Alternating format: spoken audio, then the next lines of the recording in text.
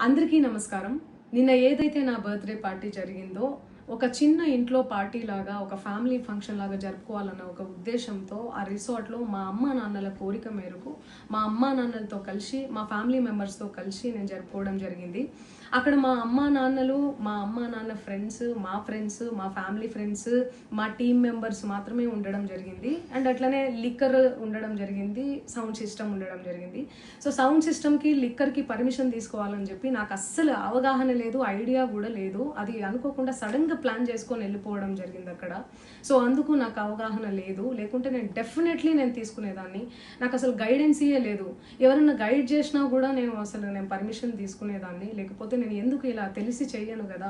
So ఇదంతా ఇలా తెలిసి అయితే నేను తప్పు చేయలేదు, తెలియకుండా ఇది జరిగిపోయింది. అండ్ అక్కడ లోకల్ లిక్కర్ తప్ప అసలు వేరే ఏ ఇతర పదార్థాలు, మత్తు పదార్థాలు కానీ వాడడం అసలు జరగలేదు. అక్కడ దొరకలేదు కూడా, పోలీసులు సెర్చ్ చేసినా కూడా. అండ్ అక్కడ ఎవరికైతే పాజిటివ్ వచ్చింది అని చెప్పి పోలీసులు చెప్తున్నారో ఆయన ఎక్కడో ఒక చోట తీసుకున్నాడు, ఎప్పుడో తీసుకున్నాడు అని చెప్పి తేలిందని చెప్పి పోలీసులే చెప్పారు. అండ్ అది ఇన్వెస్టిగేషన్ కూడా జరుగుతుంది. మేము కూడా పోలీసులకు కోఆపరేట్ చేస్తున్నాము.